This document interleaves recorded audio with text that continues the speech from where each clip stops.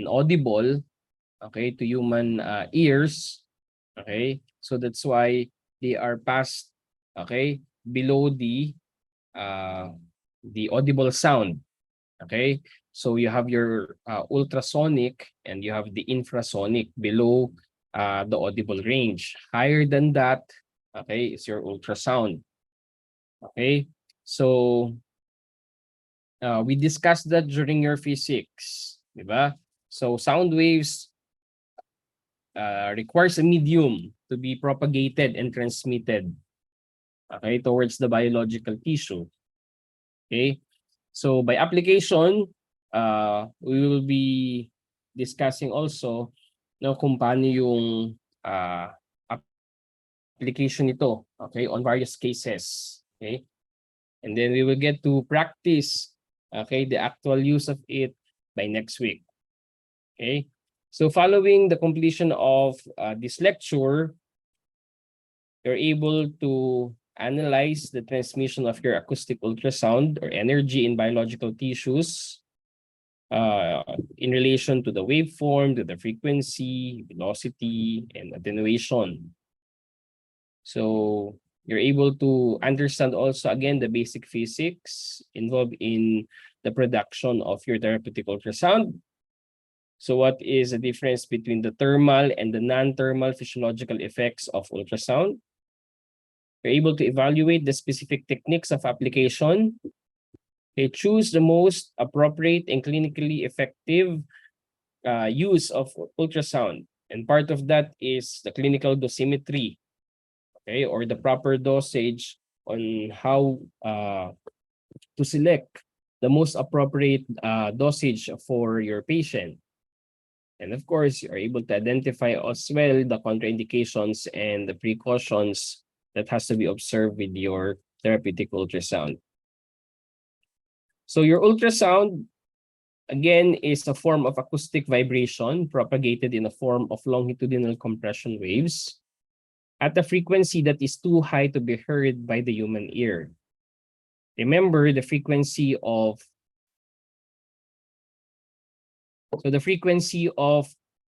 sound that is audible to our ears is ranging from 20 hertz to 20,000 hertz.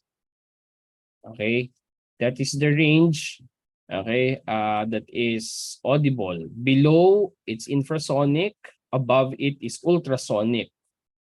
Okay, and then remember, vibrations merge with the sounds at usual frequencies of 20 hertz. Okay.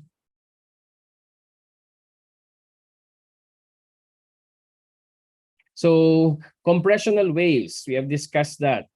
Okay? So remember, for you to visualize, ano ba yung itsura ng compressional waves? Remember, you have your slinky. Di ba? So alam niyo yung slinky. Si Slinky Dog sa Toy Story. Familiar? O, familiar ba kayo kay Slinky? Eh, alam niyo ba yung Slinky? Yes or no?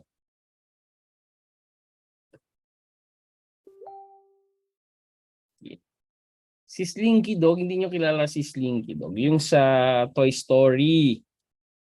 It's like a spring. Diba? Eh, hindi kayo nakapaglaro ng Slinky, yung plastic na may rainbow colors or sometimes metal siya, that it's right like a coil spring that you have to play with your hands, or sometimes nung alala ko kapag nilalaro namin yung pinapatalo namin yung sa hagdan, and you would see the Slinky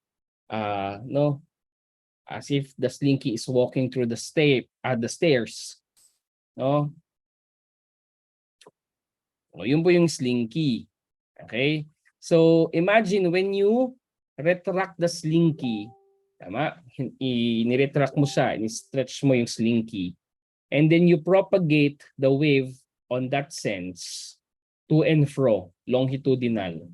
Okay, what you're producing is a compressional waves. You would see that each spring recoils as it moves to the end. Okay, ganun ang transmission ng sound waves. Okay, but if you move the Slinky in transverse.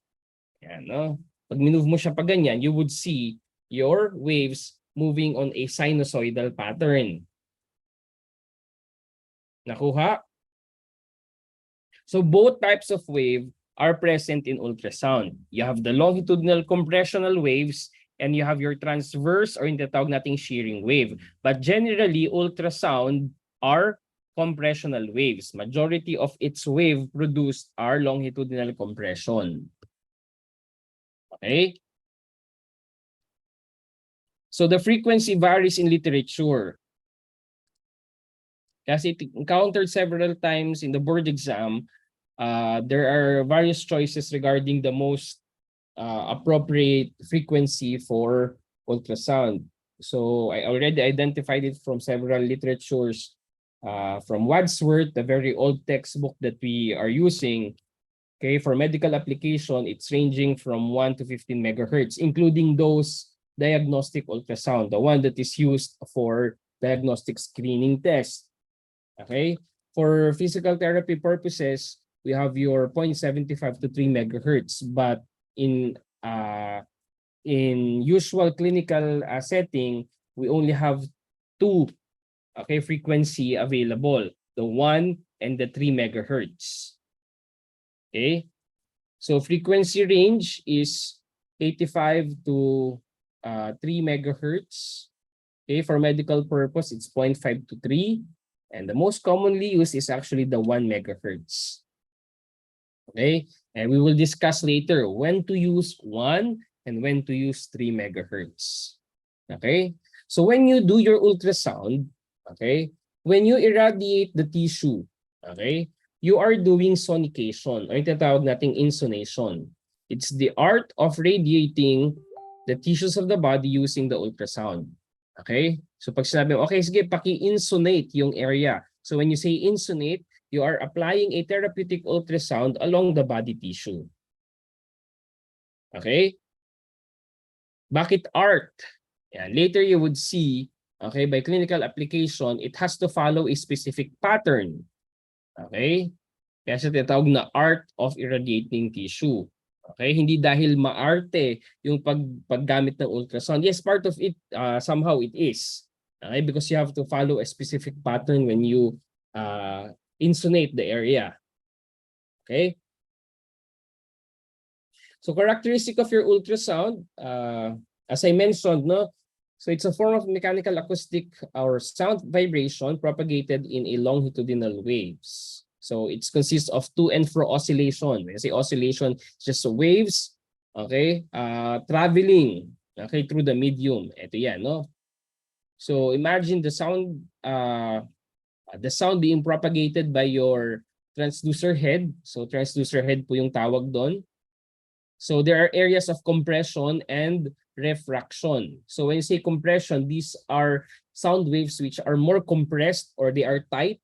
And then there are low density sound waves or vibration or tinatawag nating rarefaction. So there is an alternate compression and rarefaction. Okay, so as the sound wave is propagated along the tissue, ito within the air tissue interface, meaning to say between the medium, so you have your gel, the ultrasonic gel, and the sound wave. So the waves are propagated in a longitudinal waves. Okay? But if it enters your tissue, yan, no? Pag pumasok na yan sa bone soft tissue interface, what you would produce is a transverse wave. Okay? So there are alternating again compression and rarefaction. Okay? So that's why this transverse wave also is the one responsible for heating up the bone. Okay? Unlike your diathermy, as I mentioned previously, the last discussion, sa diathermy, when you hit the bone, okay, the patient won't feel anything. Kasi the energy is mostly absorbed by the osseous membrane. Pero kapag sa ultrasound, okay, if it gets into the bone, your patient would feel that there are certain hot spots. may mga areas that has a concentrated or a localized heating. And then the patient would feel like it's para siyang tinutusok ng karayom, pins and needle sensation along the area. Okay, it's because the transverse waves are being reflected on the bone tissue. Nagre-reflect siya doon. Ibig sabihin, if it's reflected, it is not absorbed nor penetrated. Okay? Unlike your diathermy, ina-absorb, okay, nung bone yung energy. Nakuha? So if we're talking about waves or oscillation, we discussed this already. You have the amplitude, the wavelength, or the distance between the middle of the next compression, okay, or middle of one compression to the middle of the next. The frequency is the number of oscillation or pulses per unit of time, which is usually measured by hertz. Diba? Amplitude is the peak deviation from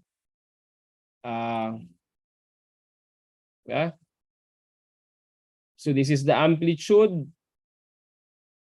Okay, the maximum deviation from zero, which is somehow referring to your intensity. Okay, wavelength is the distance, okay, between the middle of the next, okay, the middle of one to the middle of the next. That's the wavelength, which is represented by lambda. Okay, and frequency is the number of pulses generated per unit of time. Remember that your ultrasound cannot be transmitted through space. Okay, unlike your diathermy, okay, it passes readily to your air, or it requires the space to be transmitted. But for ultrasound, you'll be needing a medium for propagation. Okay, so acoustic energy travels best through a solid medium. Okay, travels poorly through air. Okay, and waves will be propagated in the medium until the energy is absorbed. Okay, take note. Okay, sabi natin, if the energy is absorbed, the higher the absorption, the lower the penetration. Nakuha? When you say penetration, it's the absorption on the deeper or the deepest tissues. So aabot yan hanggang dun sa bone. Okay? But if the energy is absorbed at the superficial layer, okay, then it is not readily penetrated. If the energy is penetrated, then okay, there is lesser absorption on the superficial tissue. Okay?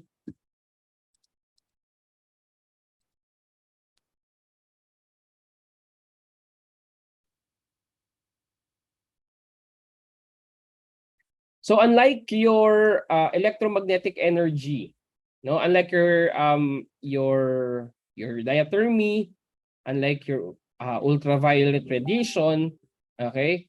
Remember, the electromagnetic energy travels best through a vacuum or space. Okay? But acoustic or sound energy relies on molecular collision for transmission. Okay? So energy is transmitted by vibrations of the molecules of the biologic medium through which the wave is traveling. Okay?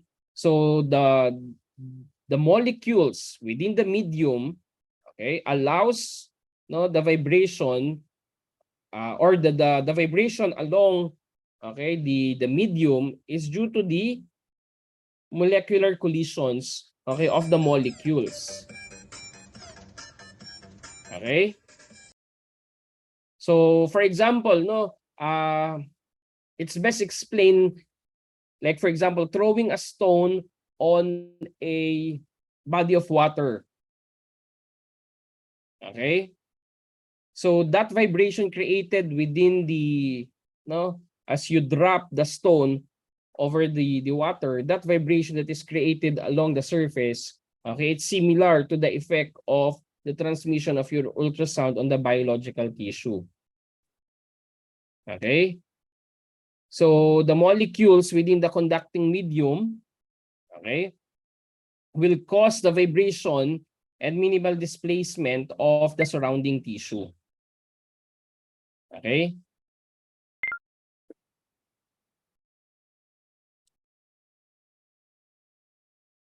So again, you have your two types of wave, compressional or longitudinal. So this is the primary mode of propagation of ultrasound. And usually this occurs again between the tissue and air interface. Okay. So the microstreaming, okay, molecular flow that occurs parallel to the direction of the wave propagation. So later we will discuss further what is microstreaming.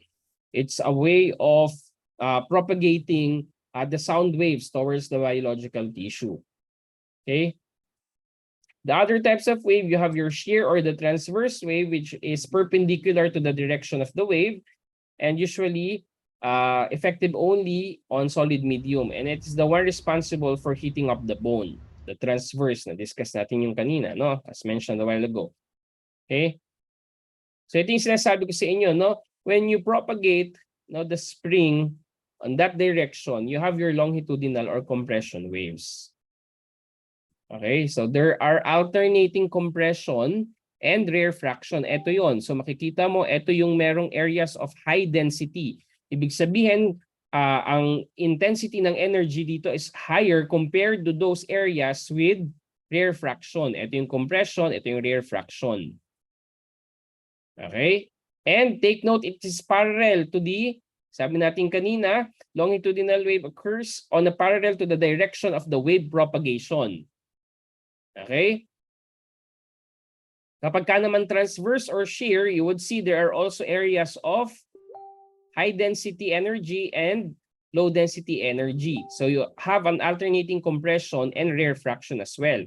But this time, okay, the transverse or the shear wave, okay, is perpendicular to the direction of the propagation. So this is perpendicular to the direction of propagation. Ito kasi it is along or parallel to the propagation. Okay? Any questions so far with that? Any question?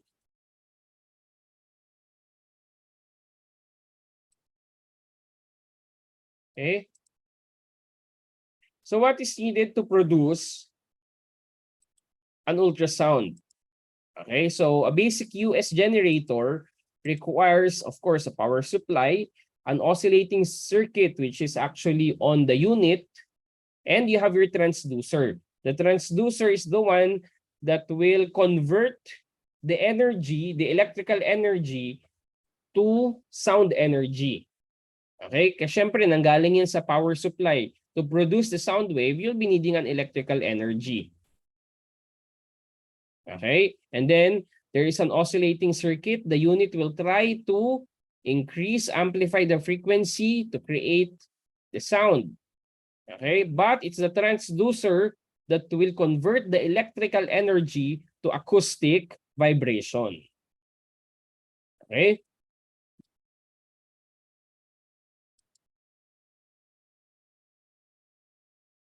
Yeah, no? So sometimes you'll be needing a transformer. Kaya titingnan nyo, di ba, palagi whether the unit is plugged into 110 or 120 or 220. Okay? Baka mamaya yung unit is only 110 and then you plug it on 220. So kaya titingnan nyo palagi, wag lang basta-basta magsasaksak ng device sa clinic. Kasi some ultrasound, okay, are utilizing 110, 120 volts. Ang ating AC socket dito sa atin, di ba, is 220 volts. Diba? Yung mga power supply sa bahay natin, it's 220 volts. So you'll be needing a transformer to ramp up the voltage para gumana yung unit. Otherwise, kung sinaksak mo yun sa 220 at ang unit mo ay 110, you know what will happen. Okay? Yan. So oscillating circuit, it converts the incoming frequency to the desired higher frequency. Okay, you have the cable that transmits the modified energy towards the transducer, and it's the transducer again that will convert electrical energy to sound. Okay, so inside your transducer head, okay, the one that creates, okay, the vibration, okay, as electrical energy passes towards these crystals inside the transducer, okay, it will produce the sound waves that is being propagated towards the medium.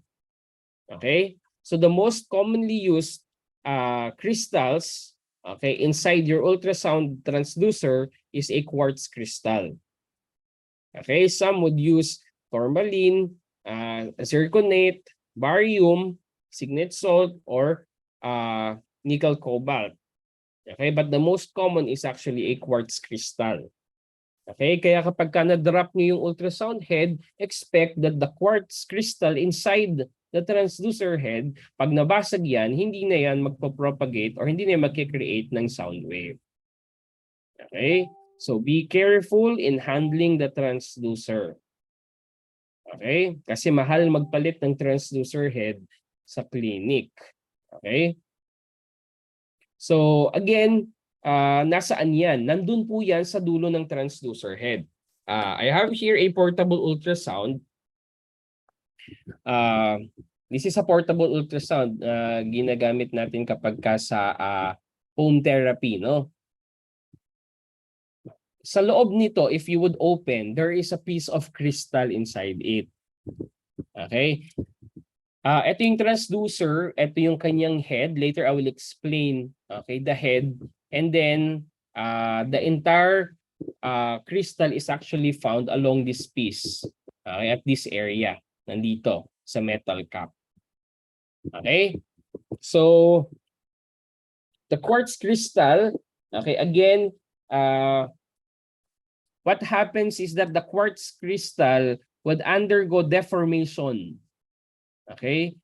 It will undergo deformation or vibration once electrical energy is applied to it. Okay? So later we would explain that. Okay?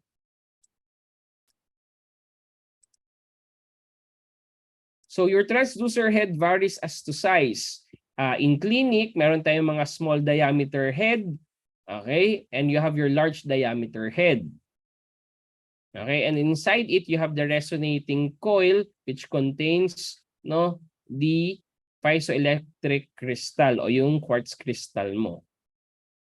Yan, okay? So the phase, okay, of your sound head, okay, ang tawag po doon is transducer phase, pero the transducer phase hindi lahat yan mag-i-emit ng sound waves. So kung akala nyo lahat ng area na yan up to the edges will produce sound wave, hindi po. Okay, meron lang tayong tinatawag na ERA. So what is ERA? It's the effective radiating area. So later we will discuss what ERA is. So production of your ultrasound. So the primary principle or theory regarding the production of your sound wave is known as your piezoelectric effect. Okay? And remember, your crystals are capable of mechanical distortion. When you say distortion, it expands and it contracts. Okay, so imagine your quartz crystal expanding and contracting. Lumalaki siya, lumiliit. Lumalaki, lumiliit. Okay, that's the quality or characteristic ng tinatawag natin mga piezoelectric crystal. The crystal that I have mentioned a while ago. Okay, so expansion or mechanical distortion of this crystal when electric current passes produces the resonance or the sound wave. Nakuha? So you have your direct and indirect or yung tinatawag nating reverse piezoelectric effect. Okay? So there are two types of piezoelectric effect. So first is the direct. So the generation of electrical voltage across the crystal when it is compressed. Okay? So simply, kapag ka direct piezoelectric effect, so mechanical pressure is applied to the crystal, okay? And then it produces electrical charge. Okay? So pag sinabi nating direct piezoelectric effect, okay? So you have a mechanical pressure applied to the crystal and then the crystal will produce electrical charge. Okay, generation of electrical voltage across the crystal when it is compressed. Nakuha? Nakuha po ba? Pagka direct, so you have your mechanical energy. Okay? the mechanical energy distorts your crystal. So it compresses. Once the crystal is compressed, ang product mo is an electrical energy. Voltage is generated. Clear? Nakuha po.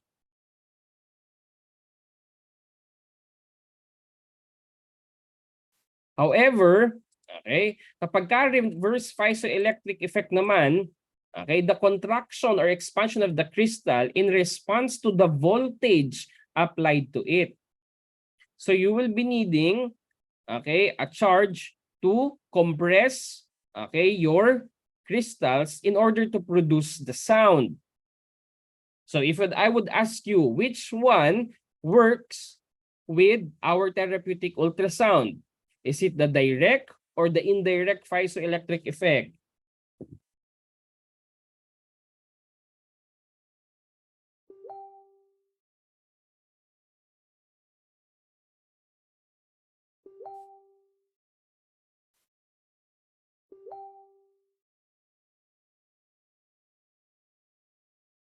Oh, anyone?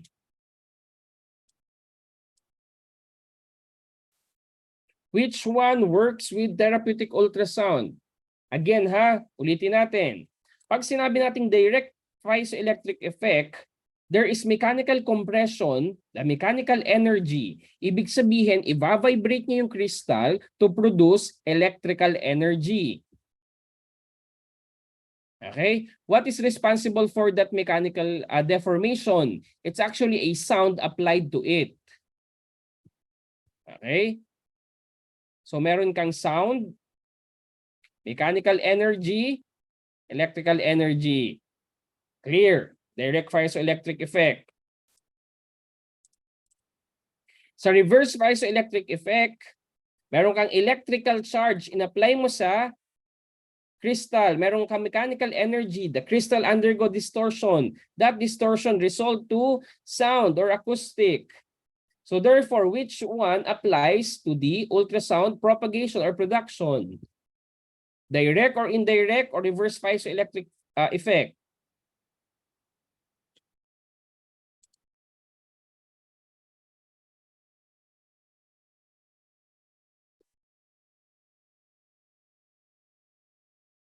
O hindi na pag-iisipan yun. Ano ba pinuproduce natin? Di ba? It's your sound. So therefore, your reverse or indirect piezoelectric effect, thank you for those who answer. Okay? Reverse or indirect piezoelectric effect is the governing principle of US propagation. Nakuha? Nakuha po ba?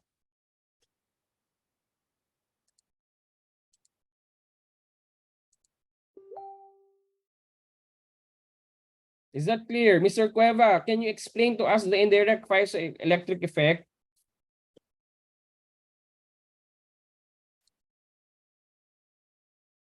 Mr. Cueva, Yes po. can you explain So, sa indirect, the reverse piezoelectric effect? meron pong electrical energy po ba? Negative.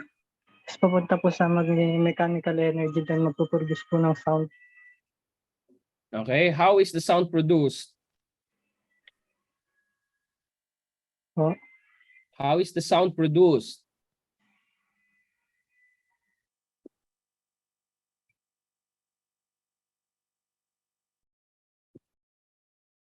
Mr. Santos, how is the sound produced?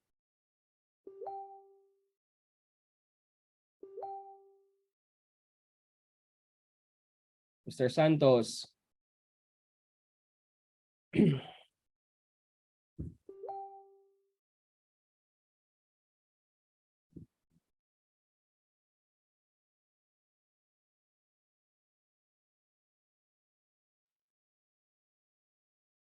O wala. Sige ha, pag ako nagpa-oral viva exam at hindi niyo ako nasagot,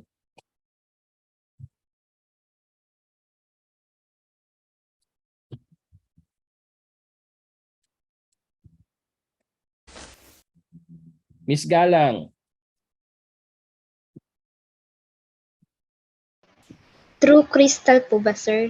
What happens to the crystal? Magba-vibrate po siya tapos magpo-produce po siya ng sound po. What is responsible for the sound? Aside from vibration, what would happen to the crystal?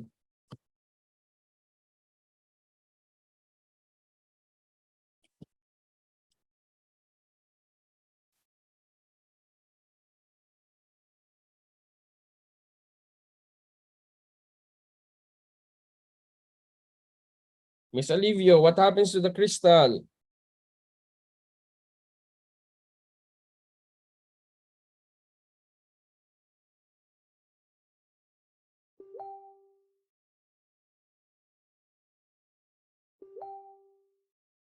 What happens to the crystal?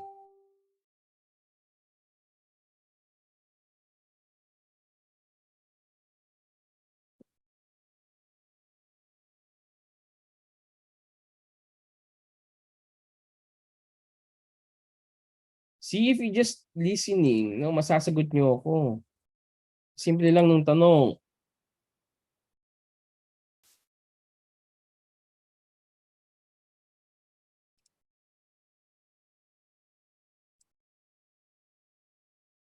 Mr. Melendres, what would happen to the crystal?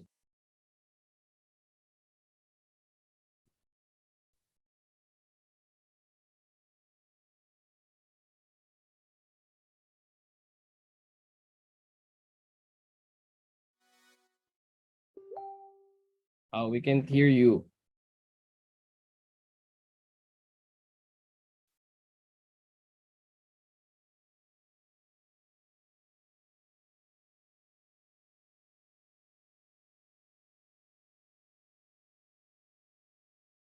Miss Esquivel, what would happen to the crystal?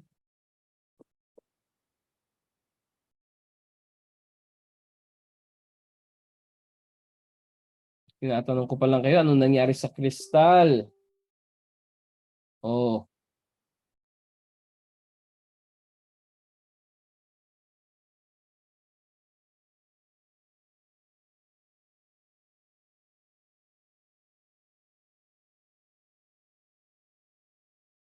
Mr. Gutierrez, what would happen to the crystal?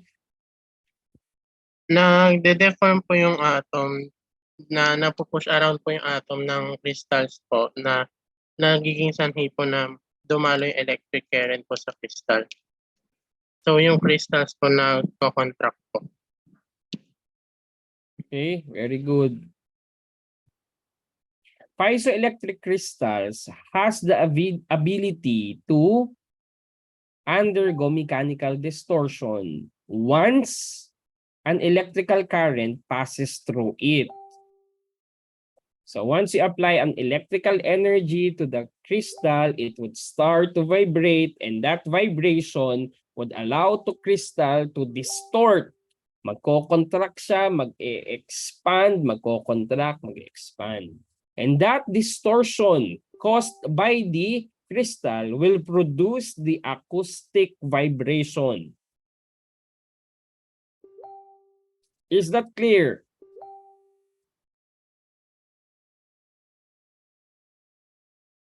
Klaro po ba? Okay. Okay, remember the reverse piezoelectric effect, ha? It's the reverse piezoelectric effect. Some modality utilizes your direct piezoelectric effect. Okay? So yan, ito yung sinasabi natin kanina. Ultrasound is generated through the transducer. The transducer is actually your the metal plate na nakikita nyo doon sa ultrasound ninyo. Okay, so the transducer head, ito yon, and the effective radiating area, it's just size of a coin. Okay, so I have here a 5 peso coin.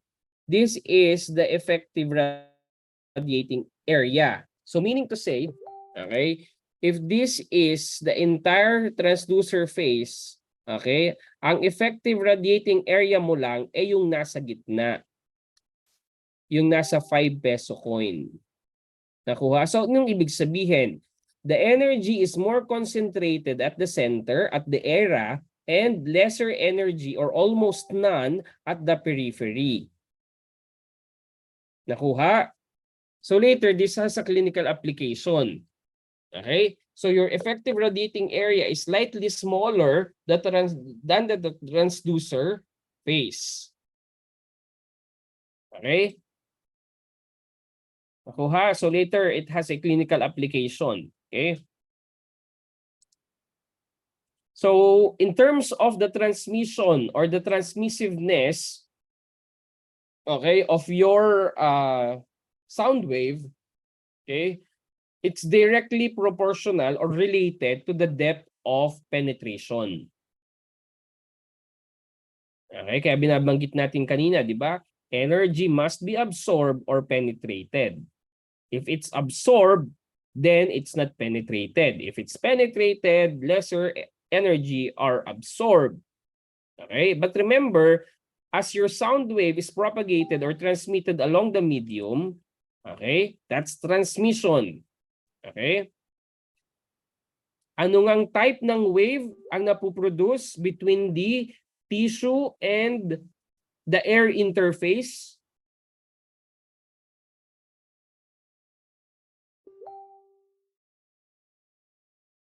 Ano ngang type ng waves yung propagated from the sound head towards the tissue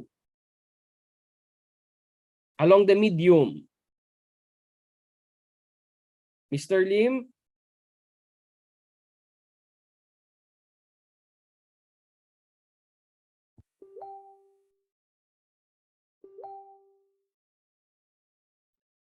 Sir, ano ulit yun?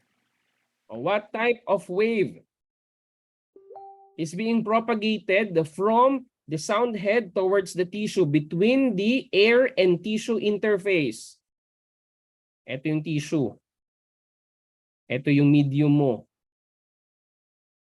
Nanggaling dito yung sound head. Yan. Oh. What is the type of wave that is propagated along the medium? Ultrasonic po ba, sir? Anong type ng wave?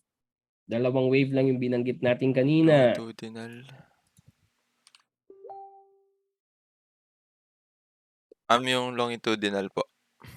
Okay, your longitudinal or compressional waves, okay, are propagated along the medium. Ito yun, dito, no? Papunta sa tissue along the medium. Okay? So energy can be transmitted. Okay? Diba sabi natin, ultrasound is best absorb or travels best on a solid medium. Okay? That's why you'll be needing a homogeneous medium here. Although it's a water-based, it's homogeneous and it's a dense medium. Diba? Kaya naglalagay ka ng gel in between. Okay? But sometimes energy, okay, or most of the energy are absorbed on the superficial tissue. Okay, na-absorb yan. However, some are actually refracted, bending of energy. Okay? And some of the energy would be reflected. So if it's reflected, definitely there is no energy that is being transmitted inside the tissue and bone interface. Okay? Walang energy na ma-absorb if it's reflected. Okay? Miss Gamboa, ano nga yung waves na napoproduce within the tissue-bone interface? And it's the one responsible for the heating of the bone.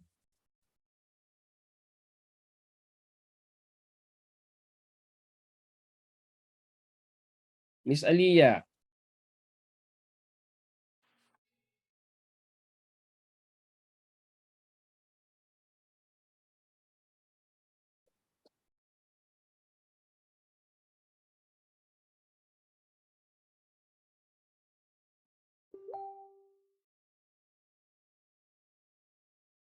Mr. Santos.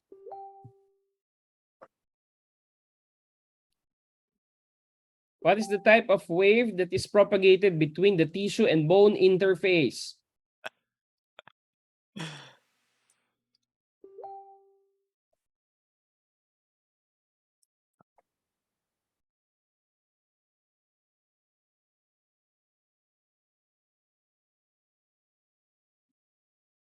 Okay, so you have your transverse or the shear wave, okay, that is propagated. Pag pumasok yan dito, ang mapoproduce mo na is transverse shear wave. Okay, good. However, remember that your ultrasound, as it transmitted or propagated along the medium, or once it is absorbed by the superficial tissue, okay, it loses its acoustic power. And that property is what you call attenuation.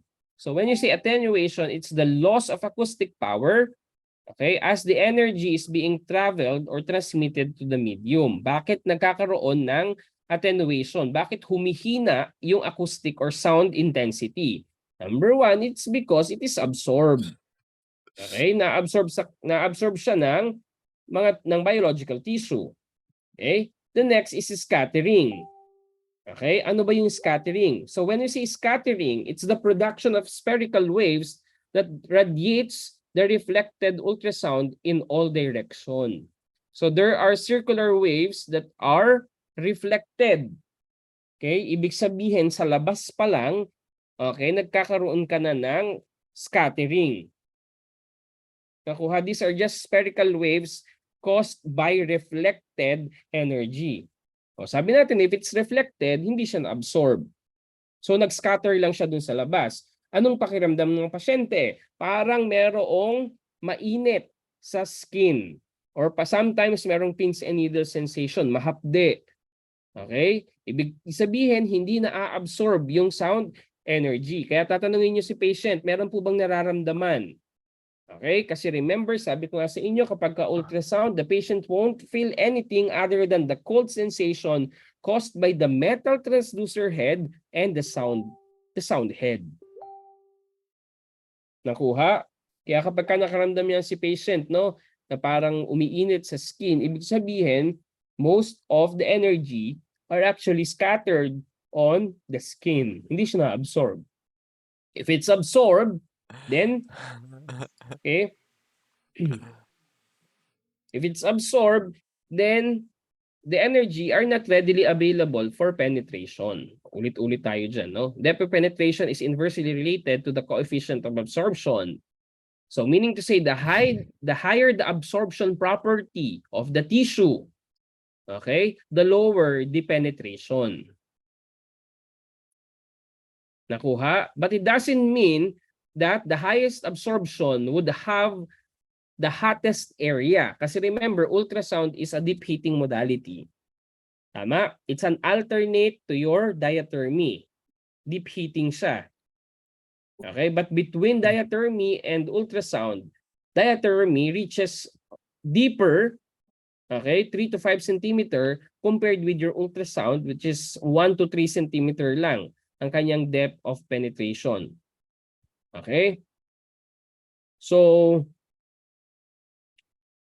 in terms of absorption coefficient, okay, remember, water has the least amount of absorption. Definitely, it has the highest penetration. Okay? Blood plasma, okay, high absorption, low absorption, high penetration as well. Okay? The fat, high absorption, lesser penetration. The muscle, okay, higher absorption, lower penetration. Okay, take note, ultrasound penetrates on tissues with high water content. Nakuha? Ultrasound penetrates on tissues with high water content. It is absorbed mostly by dense tissues with high protein. Nakuha? So meaning to say, tissues with high penetration rate Okay? Or tissues high in water have high penetration rate. Okay, and tissues with high protein content has high absorption rate. Nakuha? So it's actually the protein content that is responsible for the heating ng muscle. Okay? It's the protein, not because of the water. Hindi ibig sabihin na madaming water mas mainit yung tissues with high water content. Okay? Hindi ganun yun. It's usually the protein content. Okay? Nakuha?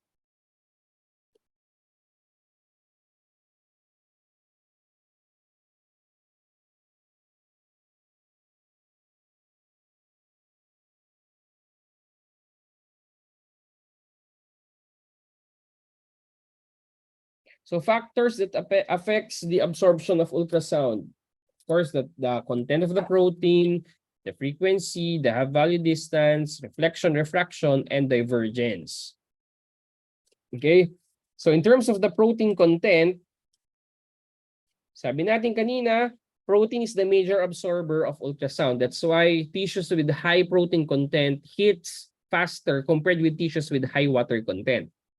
Okay, and it's the major cause of attenuation. So higher the protein is, the higher the absorption. The higher the absorption, the higher the attenuation. Nakuha?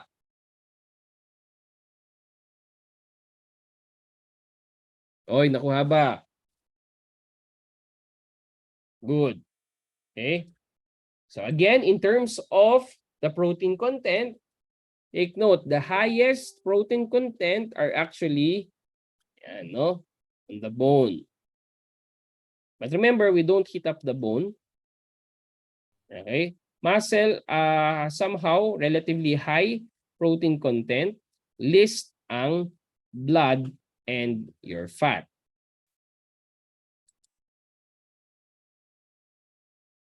Okay? So kapag ka mataas ang protein content, okay, mataas ang absorption, mataas ang attenuation. O ano nga uli ang attenuation? Attenuation is the progressive loss of acoustic power. Humihina yung sound intensity as it passes the biological tissue. Bakit humihina? Kasi na-absorb ng muscle, ng tendon, cartilage yung ultrasound. Okay? Or sometimes kung hindi ma-absorb, nagkakaroon ng scattering sa skin. Production of spherical wave caused by reflection. Nakuha. Frequency.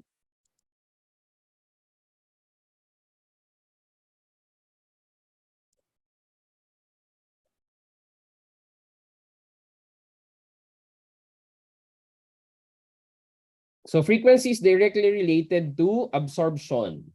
Okay, the higher the frequency, the higher the absorption. The lower the frequency is, the higher the penetration. Remember, sabi natin, we only have two frequency that is used for management. You have the 3 and the 1 megahertz. Take note ha, megahertz, not hertz. 3 megahertz. Okay? So, ibig sabihin, higher frequency, okay, are higher absorption, lower frequency, higher penetration. Okay?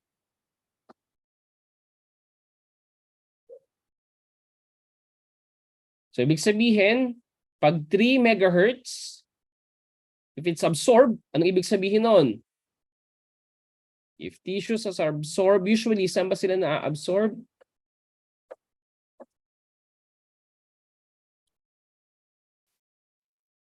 Yes, correct, Ms. Santos, no? They are absorbed in superficial tissue. So, ibig sabihin, kung ang goal mo is to heat up a superficial tissue, definitely, you would use 3 megahertz. But, if you are to heat a deeper tissue, because it's relative to penetration, you want the energy to be absorbed on the deeper layers, which is penetration, you'll be using a frequency of a lower range. So dapat 1 megahertz. Is that clear? Walang malilito dyan, ha? The higher the frequency, okay, the higher the frequency, the higher the absorption. The lower the frequency, the higher the penetration. Okay, the higher the penetration is, the lower the absorption. Okay, remember, the depth of the tissue penetration is determined by the frequency and not the intensity of ultrasound. Nakuha? Ang depth of penetration, okay? Kung gaano kalalim yung penetration, it's not because of the intensity you set on the machine, but rather it's on the frequency. Take note, ha? So if your patient, for example, came to you complaining of a medial knee pain because of DJD, what is the most likely to be effective, okay, in addressing the pain?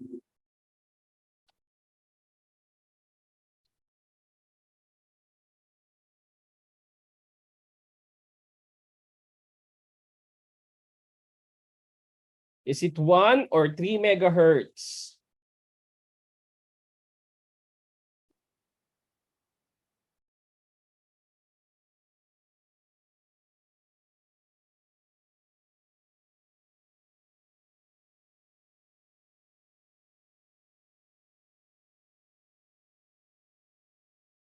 One or 3 megahertz? Miss Yamada, what will you use? So you are to insunate, no, the medial compartment of the knee because of osteoarthritis. Anong gagamitin mo? 1 or 3 megahertz?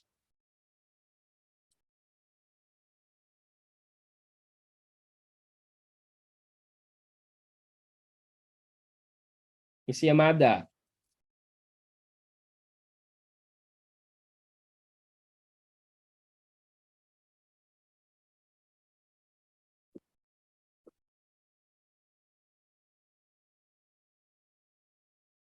Miss Yamada, are you here?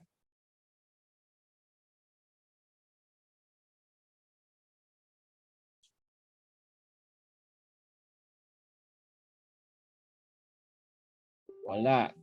Okay, sige.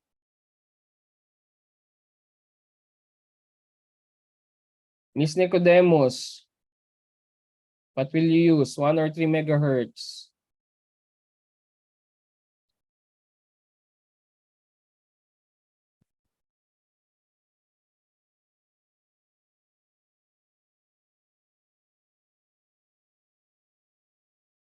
O, why 3?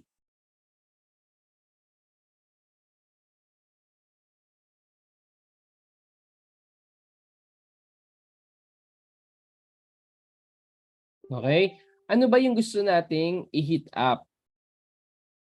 Is it the skin? Is it the capsule? Kasi wala namang muscle on the knee, closest to the knee joint. Or is it the tendon in front? Kaya medial compartment eh. Ligaments? Or is it the joint space that you want to heat up? So you want to reach the articular cartilages of the knee. 1 megahertz. Okay? Do you agree? 1 megahertz.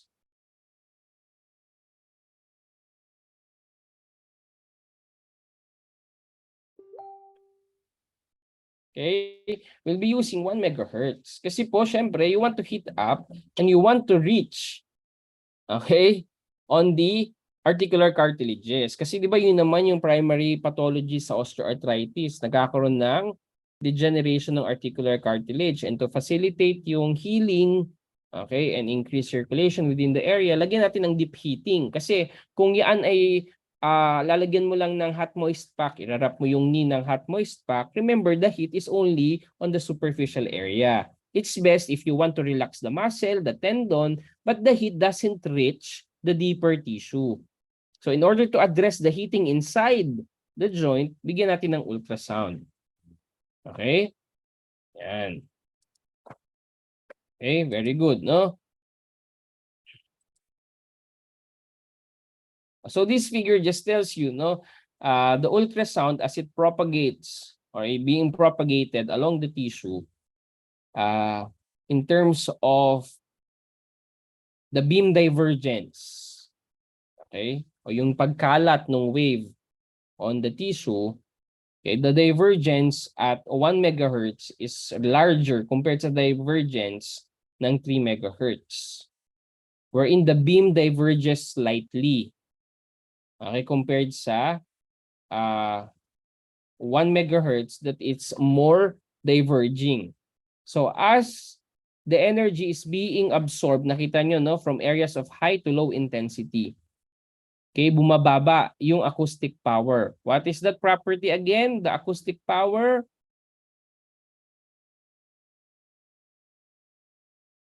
What is the term? Yes, very good. Attenuation. Kaya makikita nyo, di ba sabi natin kanina, usually the greatest heating occurs between the first 3 centimeters. Kasi pagdating dito, nakita mo low intensity na halos wala ng heating. Okay? Unlike your diatherm, it could reach up to 5 centimeters. 3 to 5 ang greatest heating niya. Yan, no? Kasi doon pa lang pinaka-concentrated yung energy or more uniform yung energy as it passes below the dermal layers, the subcutaneous, and then once it's absorbed by the muscle. Okay?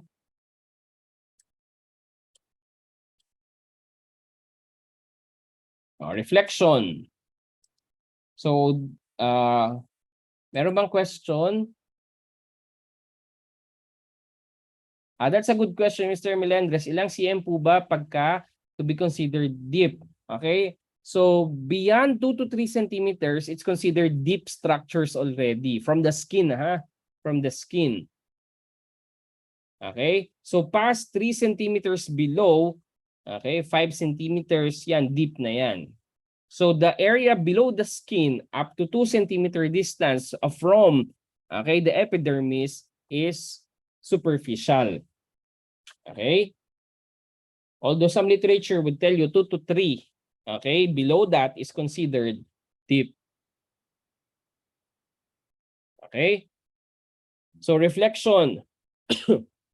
So the angle of reflection is equal to the angle of incidence. So later we'll discuss ano ba yung angle of incidence. So the greater the difference in the characteristic of acoustic impedance of the media, the greater the proportions of rays reflected. Okay, anong ibig sabihin nun? Okay, acoustic impedance, pag sinabi nating acoustic impedance, it's the density, it's relative to the density of the tissue. Kung gaano ka-dense yung tissue. Kasi sabi natin, di ba, ultrasound best travels to a solid or dense medium. So any variation between the acoustic media, yung medium na gagamitin mo, the ultrasonic gel, could be the mineral oil, could be water, okay? The proportion of the rays reflected, okay, is actually higher. So the higher the resistance, since we're talking about impedance, resistance, the higher the reflection. Kailan ba tumataas ang resistance? Number 1, of course, yung presence ng electrical resistance or acoustic resistance rather sa skin. Okay, number 2, okay, yung characteristic ng medium mo. If your medium is not homogeneous and it's not dense, okay, the higher the reflection would be. Okay, so it has something to do with your acoustic medium. And also, kaya naman nagkakaroon ng reflection, it's the positioning of your head on the tissue or on the area.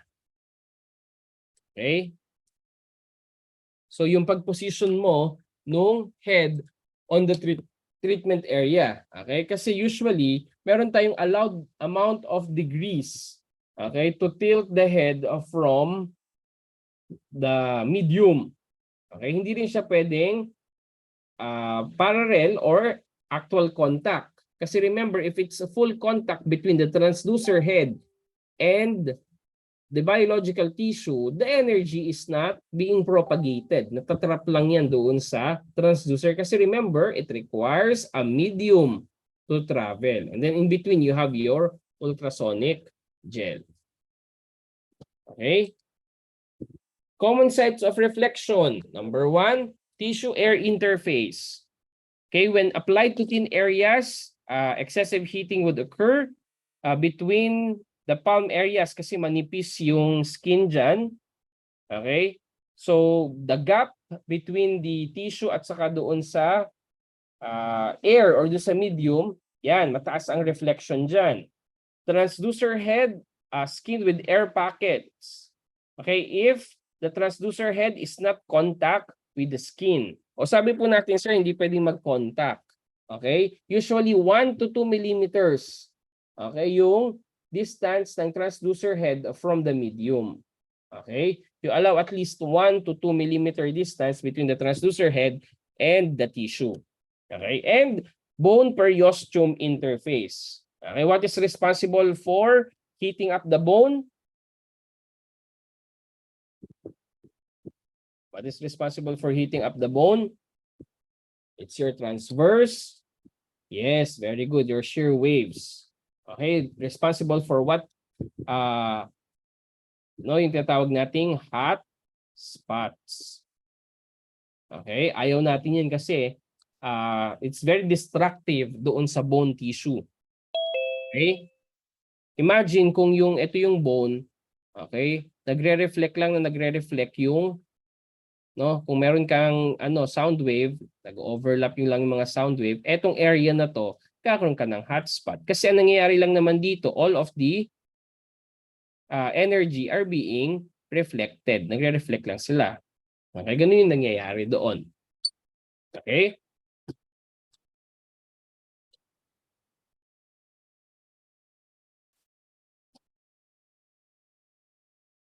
Yan. Okay? So ito yan, you have your shear wave. Diba? So the reflected wave, which is actually the dense blue, so ibig sabihin, kung meron kang reflecting surface, like for example, the bone, or kahit sa skin, diba? That's the barrier. So yung propagated, yung black line, this is the incident wave. This is actually the sound wave being propagated. Okay? The angle of incident or the incident wave, which is in the dense black, yan yung propagated sound wave. Then yung standing waves, okay, it's a superimposition of the next wave. Okay, so yung demarcated line, that's your standing waves. And yung dense blue line, yan yung reflected. Ito yung bumabalik dun sa transducer. Okay, so as the ultrasound energy is reflected at the skin, okay, it creates this reflected wave. Okay, and it's actually your, take note, yung standing waves. So the standing waves are the one responsible for creating the hot spots. Take note ha, the standing waves. The standing waves are just superimposition of either the incident or your reflected wave. Okay, so nagpropagate ka ng sound waves sa yung black line, ay kaya lang hindi siya na-absorb.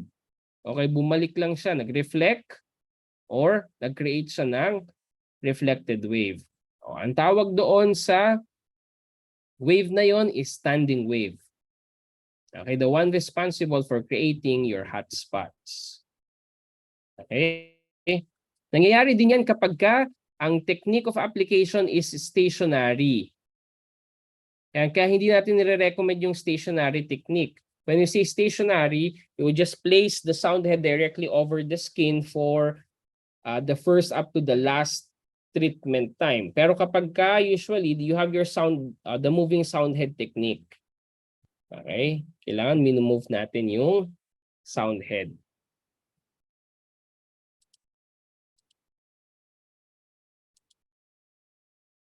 So transducer head should be in contact with the skin before turning on the machine to avoid reflection. Okay? So kailangan bago nyo i-turn on yung machine, kailangan in contact muna yung sound head. Otherwise, kung tinurn on mo yan, tapos saka mo siya nilagay, automatic, most of the waves will be reflected. Magre-reflect lang yan lahat sa ibabaw. Kaya bago i-on ang unit, ilagay muna ang sound head, then press start. Tandaan yan ha. Any questions so far? Meron bang tanong?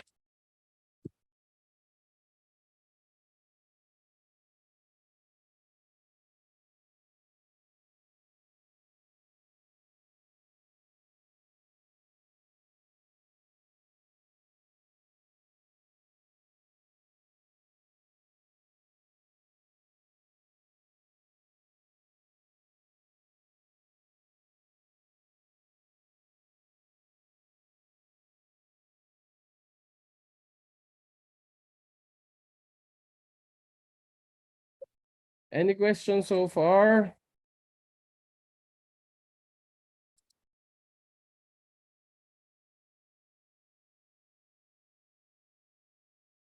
Okay. So, later we discuss with Mr. Melendres. Yung placebo effect kasi, when you set your machine to a non-thermal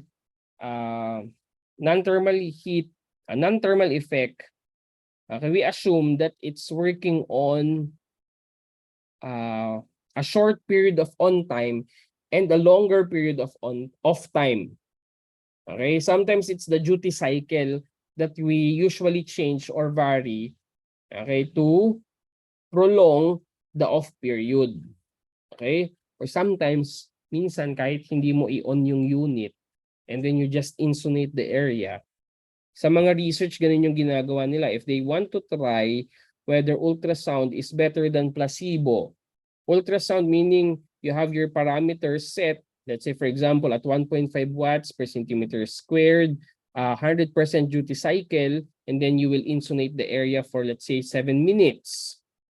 Okay, the other group will receive the same amount of intensity, the same amount of duty cycle, and treatment time, pero the unit is turned off. Okay, and surprisingly, those group who received the treatment which is off, naka-off siya, okay, apparently, they resulted to an improvement dun sa kanilang condition, or there will be reduction, let's say for example, ng pain kahit placebo. That's placebo. No? Minsan, actually sa clinic, we don't use placebo ultrasound. Hindi tayo nagpa-placebo ultrasound. We still turn on the unit. Kung ayaw mo lang ng heating element, then turn off. Yung off time is longer than the on time. Halimbawa, 1:10. So pag 1:10 yan, 1 minute on, then the rest of the time is off. So naka 9 minutes off yung unit. Okay? Hindi off na nakapatay ha. Ibig sabihin ng off time, walang energy na pinopropagate towards the medium. Nakuha? Yun po yung when you try to change or vary, okay, your heating component. Later we'll discuss that.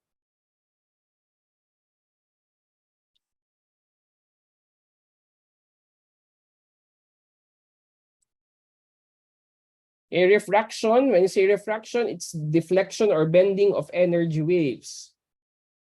Okay, so the greater the difference in velocity, the greater the wave bends in the same straight line. Okay? So pag sinabi nating refraction,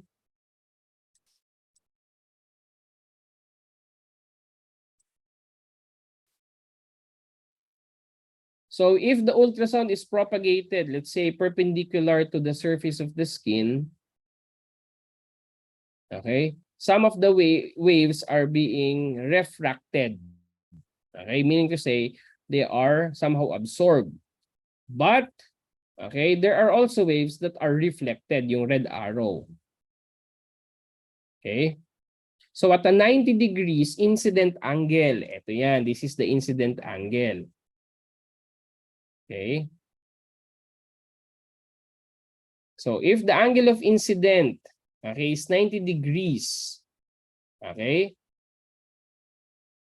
compared to, yan, no, this is the angle of incident. If it's 45 degrees, and if it's 45 degrees, no, tingnan niyo yung pagkakaiba nila. Note that when the ultrasound is directed perpendicular to the skin, ultrasound is absorbed. Meaning to say, there is a refraction. Okay, refraction ha, bending of waves. If it bends, meaning to say, there is absorption. However, if the angle of incident is greater than 15, take note ha, if it's always greater than 15, most of the waves are reflected. Nagba-bounce lang siya. Kasi pag sabi natin reflection, it's the bouncing of the wave. So it's critical as well. So dapat, okay, make sure that your angle of incidence is always less than 15 degrees in order for refraction to happen. Nakuha? Ay, nakuha po ba? So the maximum tilt that you can have on ultrasound is only 15 degrees. Beyond that, most of the energy, hold on ah.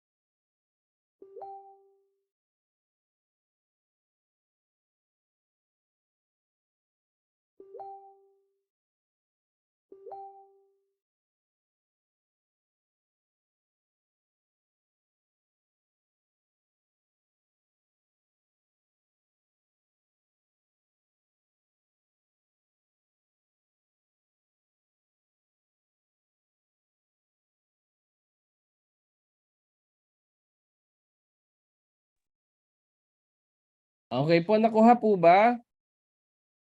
Any questions so far? What time is it? It's 11:55. Okay, sige. Let's go on a break first. I just need to attend to something. So be back after 20 minutes. Okay lang po ba?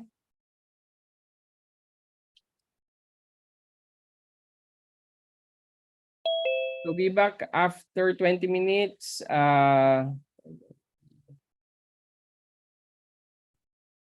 Sige po. So those who haven't hindi pa nagla-lunch, sige. You can have your lunch, okay? Be back after 20 minutes. Thank you.